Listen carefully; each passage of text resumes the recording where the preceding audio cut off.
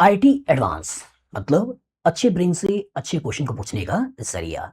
उसमें अगर क्वेश्चन और केमिस्ट्री का हो तो मजा ही कुछ और आता है। मैं असनीस कौर गुप्ता पिछले 20 सालों से आईटी एडवांस के बच्चों को पढ़ा रहा हूं और मैंने केमिस्ट्री के ऊपर 5-5 बुक्स भी लिखी है। उसी में एक बुक 10 का दम, mastering multi concept organic reaction. इस पर्टिकुलर बुक के अंदर हमने 2013 से लेकर 2026 तक के जो भी आईटी एडवांस में क्वेश्चन आए हैं उन्हीं को रेफरेंस लेते हुए हमने एक से दूसरा, दूसरे से तीसरा, तीसरे से चौथा, इस तरीके से 10-10 क्वेश्चन को फ्रेम किया है, जो कि आपके सब्जेक्ट के डेप्थ को पूरी तरीके से चेक करता है, आपके नॉलेज लेवल को बढ़ाता है और सब्जेक्ट की अंडरस्टैंडिंग बढ़ाता है। इसी क्रम में हमने IT advance 2026 paper 1 question number 2, जो कि आईटी ने कुछ इस तरह का पूछा है, इसी क्वेश्चन को रेफरेंस लेते हुए हमने जो क्वेश्चन को फ्रेम किया है वो क्वेश्चन कुछ इस तरीके का है, जिसमें हमने यहाँ पे दे रखा है 1 2 3 4 4 कार्बन का लंबी चेन है, 1 और 3 पोजीशन पे आपका ट्रिपल बॉन्ड है, दैट मीन्स ब्यूटा 1,3 डाइआइन, जो कि आईटी ने आपको लैंग्वेज ग्रुप में यहाँ पर दिया था कि ब्यूटा 1,3 डाइआइन विथ NaNH2 2 इक्विवेलेंट।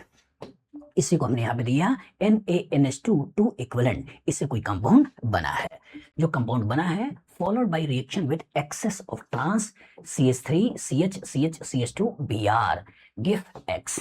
इसी पर्टिकुलर को हमने यहाँ पर पूछा है कि इसका जो रिएक्शन है ट्रांस, ये 1 2 3 4 1 ब्रोमो ब्यूटूइन, इसके साथ रिएक्शन करके इस सेकंड आपको दे दिया। यही आईटी एडवांस अपने पेपर में यहाँ पर पूछता है, और अब पूछता है कि बताइए कितने कार्बन एक प्लेन में है।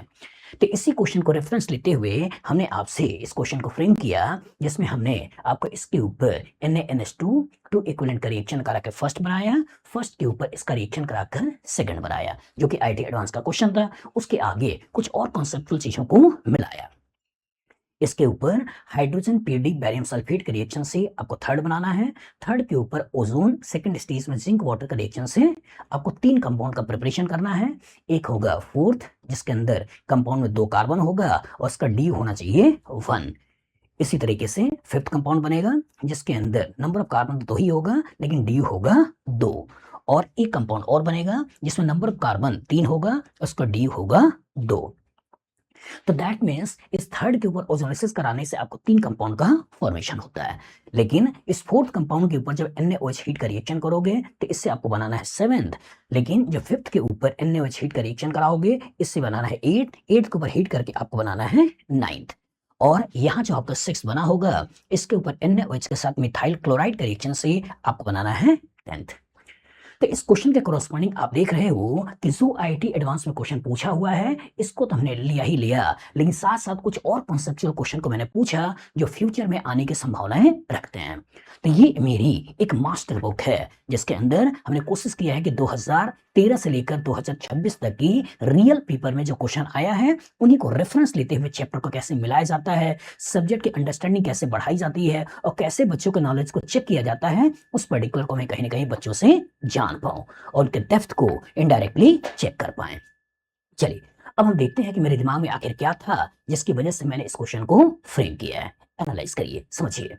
सबसे पहले तो हम बात करते हैं 1 2 3 4, 4 कार्बन की लंबी चेन है, 1 और 3 पोजीशन पे आपके पास ट्रिपल बॉन्ड है और इसका रिएक्शन कर रहा है NaNH2 2 इक्विवेलेंट।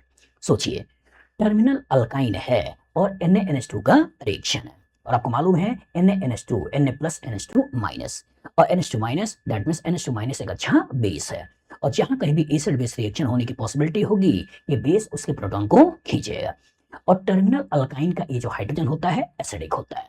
क्यों? क्योंकि इसके प्रोटॉन को निकाल कर नेगेटिव चार्ज बनाओगे तो ट्रिपल बॉन्ड के ऊपर नेगेटिव चार्ज बनने वाला है, दैट मींस स्टेबिलिटी बहुत ज्यादा मिलने वाली है। तो इसलिए बेस बड़े आराम से इसके प्रोटॉन को खींच लेता है, तो यहाँ पे नेगेटिव चार्ज का फॉर्मेशन होगा और यहाँ भी नेगेटिव चार्ज का फॉर्मेशन होगा। तो दैट मीन्स जो पहला आप कंपाउंड बनाओगे उस पहले कंपाउंड में यहाँ पर एक सॉल्ट बना और यहाँ पर दूसरा सॉल्ट बना। यहाँ चाहो तो Na प्लस को दिखा दो, यहाँ भी चाहो तब Na प्लस को दिखा दो, ये सॉल्ट बन गया। इसी सॉल्ट को आपने बोला है फर्स्ट, और सॉल्ट से फायदा क्या हुआ कि सॉल्ट से फायदा ये हुआ कि कार्बन के ऊपर नेगेटिव चार्ज आया, और जब कार्बन के ऊपर नेगेटिव चार्ज आया दैट मीन्स एक बहुत ही स्ट्रॉन्ग न्यूक्लियोफाइल का आपने जनरेशन किया है। और जब बहुत ज्यादा स्ट्रॉन्ग न्यूक्लियोफाइल का जनरेशन किया है तो ये एक स्ट्रॉन्ग न्यूक्लियोफाइल अल्काइल हैलाइड के ऊपर अटैक करेगा। क्यों? क्योंकि यहाँ पार्शियल पॉजिटिव चार्ज है और कार्बन एज ए न्यूक्लियोफाइल बड़े आराम से इसके ऊपर अटैक करके इस Br को हटा सकता है वाया SN2 रिएक्शन। और जब वाया SN2 रिएक्शन इस पर्टिकुलर को हटाएगा तो इसका मतलब एक बार नेगेटिव चार्ज यहाँ बना है तो ये भी अटैक करेगा, और एक बार नेगेटिव चार्ज ये है ये भी इसके ऊपर अटैक करेगा। तो इसका मतलब इसका दो मोल लेना है और एक नेगेटिव का अटैक यहाँ कराकर इधर कार्बन को नंबर को बढ़ाना है, और एक बार इस नेगेटिव का यहाँ अटैक करके इधर भी नंबर ऑफ कार्बन को बढ़ाना है। तो दैट मीन्स इतने पार्ट में तो कोई चेंज नहीं है, तो इस पर्टिकुलर को तो ऐसे ही बना दो, ऐसे ही बना दो। ये 4 कार्बन ऐसे ही आपने बना दिया। अब 4 कार्बन के बाद आपको इस पर्टिकुलर को जोड़ना है और ध्यान देना है कि ये ट्रांस ही दिखाई दे। तो इसका मतलब 4 कार्बन कैसे दिखाओगे? हमने 1 2 3 4 यहाँ 4 कार्बन और ये ट्रांस दिखा दिया। यहाँ हमने क्या कर दिया 1 2 3 4 यहाँ हमने ऐसे ट्रांस दिखा दिया। सोचो, एनालाइज करो, 1 2 3 4 ये 1 2 3 4 और दोनों अल्काइल अपोजिट मतलब ट्रांस। यहाँ भी देखो 1 2 3 4 और डबल बॉन्ड के अपोजिट दोनों अल्काइल मतलब ट्रांस। तो इसके कोरस्पॉन्डिंग आपने जो बना दिया बेटा, ये कंपाउंड आपने बना दिया सेकंड। सोचिए, यही आपसे पूछा गया था और इसी में आपसे पूछा था कि कितने मॉलिक्यूल एक लाइन में है। तो लाइन में है तो 1 2 3 4 5 और 6 एटम एक लाइन में है। नॉर्मली बच्चा गलती करेगा, वो सोचेगा कि 4 एटम sp हैं तो बोलेगा 4 ही एटम एक लाइन में है। लेकिन यहाँ एंगल अगर 180 डिग्री होगा तो ये तीनों एक लाइन में होगा। इस तरह यहाँ एंगल अगर 180 डिग्री है तो ये तीनों एक लाइन में है, और टोटल कितने एक लाइन में हो गए 6, जो कि IT एडवांस का क्वेश्चन था, यही आपसे यहाँ पर पूछा है। चलिए, अब इसी को रेफरेंस लेते हुए हमने आगे क्वेश्चन को फ्रेम किया। तो इसके कोरस्पॉन्डिंग IT क्या जानना चाहता है? IT आपसे जानना चाहता है कि क्या सोडामाइड को अब as a strong base treat करते हो या नहीं, क्या इस पर्टिकुलर के ऊपर negative charge acid base reaction करके सॉल्ट बनाते हो या नहीं, या NaNH2 क्या इस पर्टिकुलर को बर्च रिडक्शन सोचते हुए कहीं इस पर्टिकुलर को आप ट्रांस अल्कीन और इसको ट्रांस अल्कीन में कन्वर्ट तो नहीं कर दे रहे हो? याद रखना है, यही अगर नॉन टर्मिनल अल्काइन होता और सोडियम लिक्विड अमोनिया की बात करते, जल्दबाजी में बच्चा उसको NaNH2 सोच सकता है। तो इसका मतलब कि अगर नॉन टर्मिनल अल्काइन होता और सोडियम और लिक्विड अमोनिया की बात करते हैं तो नॉन टर्मिनल अल्काइन पे जब सोडियम लिक्विड अमोनिया का रिएक्शन करते हैं तो उसके कॉरस्पॉन्डिंग ट्रांस अल्कीन का फॉर्मेशन होता है। लेकिन जब टर्मिनल अल्काइन पे सोडामाइड का रिएक्शन करते हैं तो इसके corresponding salt of terminal alkyne का फॉर्मेशन है। तो यहाँ के कॉरस्पॉन्डिंग ITF से जानना चाहता है कि क्या आपको एसिड बेस रिएक्शन प्रॉपर तरीके से आता है या नहीं। दूसरा, जब आपने कंपाउंड का फॉर्मेशन कर लिया तो आपसे पूछ रहा है कि क्या इस अल्कीन के ऊपर इसका रिएक्शन कराओगे, इस अल्काइल हैलाइड के ऊपर रिएक्शन कराओगे, किसका रिएक्शन कराओगे, और अगर इसके ऊपर अटैक कराओगे तो ऐसा तो नहीं है कि साइक्लाइजेशन कर दोगे। मतलब आपको 1 2 3 4 कार्बन दिखाई दे रहे हैं, 5 6 7 8 कार्बन दिखाई दे रहे हैं, तो ऐसा तो नहीं कि साइक्लाइजेशन कर दोगे। ऐसा तो नहीं है कि एक तरफ से कार्बन को जोड़ते हुए आपने ऐसे बना दिया और फिर कुछ सोचो कि ये नेगेटिव इसके ऊपर भी अटैक कर दे और साइक्लाइजेशन कर दे। नहीं, ध्यान रखना है कि इलेक्ट्रॉन रिच का कभी भी इलेक्ट्रॉन रिच के साथ कोई रिएक्शन नहीं होता है।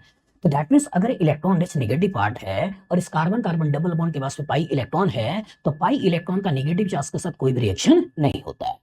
इलेक्ट्रॉन रिच हमेशा इलेक्ट्रॉन डेफिशिएंट सेंटर पे अटैक करता है। तो ये electron deficient centre rich centre electron deficient centre पर अटैक किया है और अटैक करके कॉरस्पॉन्डिंग कंपाउंड बनाया है। अब IT के क्वेश्चन के बाद हम कुछ एडिशनल चीजों को मिलाए हैं। वो क्या मिलाए हैं? H2PD barium sulphate. सोचिए, कहानी के अंदर अल्कीन है, कहानी के अंदर अल्काइन है और रिएक्शन कर रहा है H2PD बैरियम सल्फेट। ये है क्या? ये लिंडलार कैटलिस्ट है, और अगर लिंडलार कैटलिस्ट है तो इसी अल्काइन के कॉरस्पॉन्डिंग कन्वर्ट करने वाला है सिस अल्कीन। तो IT ने आपको यहाँ पर ट्रांस अल्कीन को लेकर क्वेश्चन पूछा तो मेरे दिमाग में आया कि किसी तरीके से सिस अल्कीन का प्रिपरेशन भी किया जाए। जब सिस अल्कीन का प्रिपरेशन किया जाए तो हमने इसी अल्काइन के कॉरस्पॉन्डिंग सिस अल्कीन बनाने के बारे में सोचा। कैसे सोचा? एनालाइज करिए। ये कन्वर्ट होगा सिस अल्कीन में, ये भी कन्वर्ट होगा सिस अल्कीन में। तो नंबर ऑफ कार्बन देख लीजिए, 1 2 3 4 5 6 7 8 9 10 11 12, टोटल कार्बन 12 है। क्यों? क्योंकि 4 कार्बन यहाँ था, 4 कार्बन इधर है, 4 कार्बन इधर है, 12 कार्बन है। और जब 12 कार्बन है और ये भी सिस अल्कीन में कन्वर्ट होगा, ये भी सिस अल्कीन में कन्वर्ट होगा, तो कैसे बनेगा समझिएगा। हमने यहाँ पे 2 कार्बन बना दिया, यहाँ पे ऐसे कर दिया, यहाँ भी 2 कार्बन बना दिया, ये आपका सिस अल्कीन में कन्वर्ट हो गया, ये आपका भी सिस अल्कीन में कन्वर्ट हो गया। अब आपको यही जो पर्टिकुलर 4 कार्बन है, इस पर्टिकुलर को ऐसे बनाना है कि ये ट्रांस वाला फॉर्म बना रहे, और इधर का 4 कार्बन को ऐसे बनाना है कि ये भी ट्रांस फॉर्म में बना रहे। तो नंबर ऑफ कार्बन देखो कि नंबर ऑफ कार्बन 1 2 3 4, ये 1 बना चुके हो, ये 2 3 और ये कर दो 4। तो इसका 1 2 3 4 बना चुके हो, इसी पर्टिकुलर पर डबल बॉन्ड लगा दो। इसी तरह यहां भी सोचो, ये 1 बन चुका है, ये 2 3 4 और इस पर्टिकुलर पे ऐसे डबल बॉन्ड का फॉर्मेशन कर दो। नंबर ऑफ कार्बन गिन लो, तो 1 2 3 4 5 6 7 8 9 10 11 12। अब इधर से भी देख लो कि CH3 के आगे डबल बॉन्ड है, फिर CH2, फिर आगे डबल बॉन्ड बनाना है। तो CH3 के आगे CH2 CH फिर CH2, फिर आगे डबल बॉन्ड बनाना है। तो दैट मीन्स इसके कॉरस्पॉन्डिंग हमने क्या किया, अल्काइन के कॉरस्पॉन्डिंग सिस अल्कीन बनाया, इसी तरह इस अल्काइन के कॉरस्पॉन्डिंग सिस अल्कीन बनाया, और जो ट्रांस अल्कीन था इसको एज सच छोड़ दिया, और यही जो कंपाउंड बन गया बेटा, ये कंपाउंड हो गया आपका थर्ड। अब इंपॉर्टेंट, इस थर्ड के ऊपर आपसे बोल रहा है ओजोनोलिसिस कराइए, और ओजोनोलिसिस कराने के बाद 3 कंपाउंड का प्रिपरेशन करिए, एक होगा 4th, एक होगा 5th, एक होगा 6th। तो 6 के अंदर नंबर ऑफ कार्बन 2 होनी चाहिए, 5th के अंदर भी नंबर ऑफ कार्बन 2 होने चाहिए, लेकिन 6 के अंदर नंबर ऑफ कार्बन 3 होना चाहिए। सोचिएगा, तो जब इसकी ओजोनोलिसिस कराओगे तो इसकी ओजोनोलिसिस कराकर आप इस डबल बॉन्ड को तोड़ोगे, इस डबल बॉन्ड को तोड़ोगे, इस डबल बॉन्ड को तोड़ोगे और इस डबल बॉन्ड को तोड़ोगे। याद रखिएगा कि ओजोनोलिसिस रिएक्शन सेलेक्टिव रिएक्शन नहीं है, तो दैट मींस जितने भी मल्टीपल बॉन्ड होंगे वो सारे मल्टीपल बॉन्ड को ब्रेक करते हैं। ये जो ब्रेक हुआ तो आपका CH3 CHO आया, और जब आपका यहाँ पर CH3 CHO आया तो इसके अंदर एक ही डबल बॉन्ड है, तो DU एक ही है और नंबर ऑफ कार्बन 2 है।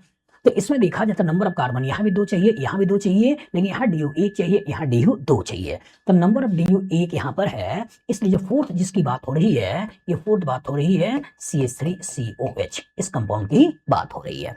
अब जरा इधर आते हैं, तो यहाँ की कहानी में CHO है, फिर CH2 है, फिर से आपका CHO है। तो दैट मीन्स यहाँ आपका ये CHO है, फिर ये CH2 है, फिर आपका CHO है। दैट मीन्स इसका नंबर कार्बन 3 है और DU 2 है। यही बोल रहा है कि नंबर ऑफ कार्बन 3 चाहिए और DU 2 चाहिए। तो दैट मीन्स ये जो कंपाउंड है ये आपका CHO, यहाँ आपका CH2, यहाँ आपका CHO, ये हो गया 6।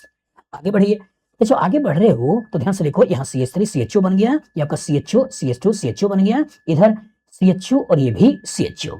और जब करस्पॉन्डिंग आपका ये हो गया CHO और ये हो गया CHO, तो यहाँ नंबर ऑफ कार्बन 2 है और DU 2 है। तो नंबर ऑफ कार्बन 2 है, DU 2 है, तो दैट मीन्स पांचवा है ये आपका CHO और इधर भी आपका CHO, ये वाला कंपाउंड है। आगे बढ़ो, तो इधर से देखो तो CH3 CHO जो कि आप ले चुके हो, CHO CH2 CHO जो कि आप ले चुके हो, इधर आ जाओ तो CHO, इधर भी CHO जो कि आपका यही वाला कंपाउंड है। तो इसका मतलब इस मॉलिक्यूल के ऊपर जो ओजोनोलिसिस कराओगे तो 3 कंपाउंड का प्रिपरेशन मिलने वाला है, एक कंपाउंड 4th ये मिलने वाला है, 5th ये मिलने वाला है और 6th ये मिलने वाला है। अब ध्यान से देखिएगा, ये जो कंपाउंड आपने 4th बना लिया, इसके ऊपर कह रहा है कि NaOH हीट है। सोचिए सोचिए, aldehyde having alpha hydrogen on treatment with base, कौन सा नेम रिएक्शन है? ये नेम रिएक्शन है aldol condensation. When aldehyde having alpha hydrogen on treatment with base first gave beta hydroxyaldehyde which later loses a water molecule to give alpha beta unsaturated aldehyde ketone as a product। इसमें करते क्या है, इसी का 2 molecule लेते हैं और एक वाटर मॉलिक्यूल निकालते हैं। तो इसका 2 मॉलिक्यूल लेंगे तो यहाँ पे आपके पास कैसे लेंगे, ये आपका CH3 है, ये आपका CHO है, और अल्फा के 2 हाइड्रोजन को लेंगे। तो अल्फा के 2 हाइड्रोजन को लेंगे तो यहीं से एक वाटर मॉलिक्यूल को निकालोगे और ओवरऑल कंपाउंड बना दोगे CH3, ये हो गया CH, ये हो गया CH और ये हो गया आपका CHO, यही हो गया आपका 7th। तो इसके कोरस्पॉन्डिंग हमने सबसे पहले जो कंपाउंड आपने बना लिया, इसके ऊपर लिंडलार कैटलिस्ट के कोरस्पॉन्डिंग आपका सिस अल्कीन बनवाया और ट्रांस अल्कीन पहले से था। अब इसके ऊपर ओजोनोलिसिस मैंने क्यों करवाया, मेरे दिमाग में क्या थॉट आया, मेरे दिमाग में थॉट आया कि चाहे कहानी के अंदर सिस अल्कीन हो, चाहे कहानी के अंदर ट्रांस अल्कीन हो, स्टीरियोकेमिस्ट्री का कोई लेना देना नहीं होता है। हमें ओजोनोलिसिस से कार्बन कार्बन डबल बॉन्ड को ब्रेक करना होता है और कोरस्पॉन्डिंग जो भी एल्डिहाइड कीटोन बन रहा है उस एल्डिहाइड कीटोन को बनाना है। मतलब चाहे सेस हो चाहे ट्रांस हो, इसमें कोई अंतर नहीं है। आपको बस कार्बन कार्बन डबल बॉन्ड को तोड़ना है और कॉरस्पॉन्डिंग ऑक्सीजन ऑक्सीजन लगाते हुए एल्डिहाइड कीटोन्स बना लेना है। चलिए अब जरा इधर आते हैं। तो इसकी कहानी बेटा है क्या, एल्डिहाइड विदाउट अल्फा हाइड्रोजन। यहाँ की कहानी में क्या है, एल्डिहाइड विदाउट अल्फा हाइड्रोजन। यहाँ की कहानी में क्या है, एल्डिहाइड हैविंग अल्फा हाइड्रोजन। तो जब यहाँ की कहानी में एल्डिहाइड विदाउट अल्फा हाइड्रोजन है और ऑन ट्रीटमेंट विथ बेस, ये कौन सा रिएक्शन है, ये रिएक्शन है Cannizzaro. When aldehyde without alpha hydrogen on treatment with base undergoes redox reaction to give salt of carboxylic acid and alcohol। तो यहाँ पे इंट्रामोलिकुलर कैनिसारो रिएक्शन की बात करोगे और इंट्रामोलिकुलर कैनिसारो रिएक्शन का कोरस्पॉन्डिंग एक का ऑक्सीडेशन होकर एसिड बना लेगा और एक का रिडक्शन होकर अल्कोहल बना लेगा। तो इसके कोरस्पॉन्डिंग जो आप ईट बनाने वाले हो वो ईट कुछ ऐसा बनाने वाले हो, एक ऑक्सीडेशन करके आपने एसिड बना लिया और दूसरे का रिडक्शन करके आपने इसको अल्कोहल में कन्वर्ट कर दिया। तो ये जो कंपाउंड बन गया बेटा, ये कंपाउंड हो गया आपका 8 alpha 0 alpha hydroxy carboxylic acid. और अल्फा हाइड्रोक्सी कार्बोक्सिलिक एसिड के कोरस्पॉन्डिंग ये आपको हीट कर रहा है। सोचिए अल्फा हाइड्रोक्सी कार्बोक्सिलिक एसिड। तो जल्दबाजी में बच्चा क्या करेगा, जल्दबाजी में बच्चा यहां से वाटर को निकाल देगा और 3 मेंबर्ड साइक्लिक एस्टर बना देगा। लेकिन ट्विस्ट है कि जब कभी अल्फा हाइड्रोक्सी कार्बोक्सिलिक एसिड हो और इस पर्टिकुलर को हीट करते हैं तो इस तरह के दो मॉलिक्यूल आपस में रिएक्ट करते हैं। इस तरह के दो मॉलिक्यूल आपस में रिएक्ट करते हैं। कैसे रिएक्ट करते हैं, वो कुछ ऐसे रिएक्ट करते हैं और एक वाटर मॉलिक्यूल इधर से निकलता है और एक वाटर मॉलिक्यूल इधर से निकलता है। तो इसके कोरस्पॉन्डिंग हम एक 6 मेंबर्ड रिंग का फॉर्मेशन करेंगे और जो 6 मेंबर्ड रिंग का फॉर्मेशन करेंगे तो इसके कोरस्पॉन्डिंग जो स्ट्रक्चर बनाएंगे वो स्ट्रक्चर कुछ ऐसा बनेगा। इधर आपका अल्कोहल का एसिड का रिएक्शन होकर इधर एस्टर और इस अल्कोहल का इधर रिएक्शन करके इधर एस्टर, ये जो कंपाउंड बनेगा बेटा ये कंपाउंड होगा 9th। अच्छी तरह दिमाग में बैठा लीजिएगा कि जब कभी एल्डिहाइड हैविंग अल्फा हाइड्रोजन है और अगर ट्रीटमेंट बेस का कर रहे हैं तो रिएक्शन एल्डोल है। लेकिन जब कभी एल्डिहाइड विदाउट अल्फा हाइड्रोजन है, अगर इसका ट्रीटमेंट बेस से कर रहे हैं तो रिएक्शन कैनिसारो है। तो यहाँ के कोरस्पॉन्डिंग मैंने कोशिश किया कि एल्डोल और कैनिसारो दोनों को मिलाए जाए। अब जरा इधर आ जाए, तो इधर आ जाए तो इसमें हमने साथ में क्या दिया है कि इस पर्टिकुलर कंपाउंड के ऊपर NaOH का रिएक्शन करना है, लेकिन साथ में मिथाइल क्लोराइड का रिएक्शन करना है। लेकिन इस वाले केस में मैंने क्या किया, इस वाले केस में केवल NaOH का रिएक्शन कराया, मिथाइल क्लोराइड का रिएक्शन नहीं कराया। दोनों में डिफरेंस क्या है, यहां भी एल्डिहाइड हैविंग अल्फा हाइड्रोजन है और यहां भी एल्डिहाइड हैविंग अल्फा हाइड्रोजन है। तो जो एल्डिहाइड हैविंग अल्फा हाइड्रोजन है तो ये एज अ बेस सबसे पहले इसके प्रोटॉन को तो खींचेगा ही खींचेगा, नेगेटिव चार्ज बनेगा ही बनेगा। लेकिन जब नेगेटिव चार्ज बनेगा तो ये नेगेटिव चार्ज सब इस अल्काइल हैलाइड के ऊपर अटैक कर देगा और इस अल्काइल हैलाइड के ऊपर अटैक करके वाया SN2 रिएक्शन इस कार्बन को इस कार्बन से जोड़ देना है। और जो इस कार्बन को इस कार्बन से जोड़ देना है तो इसके कोरस्पॉन्डिंग अब जो कंपाउंड बनाओगे वो कंपाउंड कुछ इस तरीके का बनाना है, जो कि आपका हो जाएगा 10th। तो कॉन्सेप्ट एकदम क्लियर रखिएगा कि जब कहानी के अंदर एल्डिहाइड हैविंग अल्फा हाइड्रोजन है और अगर ट्रीटमेंट बेस का कर रहा है तो रिएक्शन एल्डोल है। जब कभी कहानी के अंदर एल्डिहाइड विदाउट अल्फा हाइड्रोजन है, अगर ट्रीटमेंट बेस का कर रहा है कैनिसारो है। लेकिन अगर कभी एल्डिहाइड हैविंग अल्फा हाइड्रोजन है और ट्रीटमेंट बेस का कर रहा है, लेकिन अगर कहानी के अंदर फिर से अल्काइल हैलाइड है तो बेस जब इसके प्रोटॉन को खींच कर नेगेटिव चार्ज बनाएगा तो इसका अब नेगेटिव का इस तरह के दूसरे एल्डिहाइड के ऊपर अटैक नहीं करना है। जैसे कि आपने इसके कारण नेगेटिव बनाकर इसके ऊपर अटैक किया, ये काम वहां नहीं करना है, बल्कि अब यहाँ पे नेगेटिव चार्ज बना लिया, इनडायरेक्टली न्यूक्लियोफाइल का जनरेशन कर लिया। ये न्यूक्लियोफाइल अब अल्काइल हैलाइड के ऊपर अटैक करेगा वाया SN2 रिएक्शन और वाया SN2 रिएक्शन इसके ऊपर अटैक करके इस मॉलिक्यूल का फॉर्मेशन करेगा। तो आप देख सकते हो कितना अच्छा क्वेश्चन मैंने यहाँ से क्रिएट करने की कोशिश किया। और IIT ने जो क्वेश्चन दिया उस पर्टिकुलर IIT के क्वेश्चन को जो कि इस तरीके से लिखा हुआ था, पहले मैंने इस लैंग्वेज को इक्वेशन में कन्वर्ट किया। सोचिए क्या क्या कॉन्सेप्ट को मैंने यूज किया। सबसे पहले एसिड बेस रिएक्शन के कॉन्सेप्ट को यूज करके एक न्यूक्लियोफाइल का जनरेशन करना। न्यूक्लियोफाइल का जनरेशन होने के बाद अल्कील और अल्काइल हैलाइड किसके ऊपर अटैक करना है और किसके ऊपर अटैक करना है, SN2 रिएक्शन कराते हुए इस कार्बन से जोड़ना। जल्दबाजी में एक बच्चे के दिमाग में क्वेश्चन आ सकता है कि सब यहाँ पार्शियल पॉजिटिव चार्ज है और इसका मतलब अगर इलेक्ट्रॉन को डबल बॉन्ड ये ब्रोमीन इलेक्ट्रॉन खींच रहा होगा, यहाँ पार्शियल पॉजिटिव चार्ज है, तो क्या मैं इसके ऊपर अटैक करके इस डबल बॉन्ड को इधर शिफ्ट करके इस Br को निकाल दें?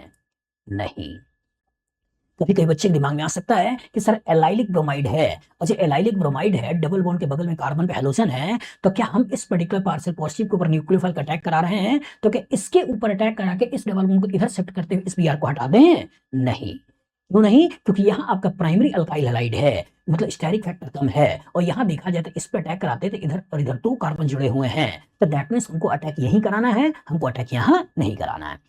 तो इसका मतलब इसके कोरस्पॉन्डिंग IIT आपसे ये भी जानना चाहता है कि हम SN2 रिएक्शन इस कार्बन पे कराओगे, इधर डबल बॉन्ड बना रहे होगे, या आप इस कार्बन पे अटैक कराओगे और Br को हटाओगे। मतलब इस पर्टिकुलर के कोरस्पॉन्डिंग SN2 रिएक्शन का अच्छा सा कॉन्सेप्ट।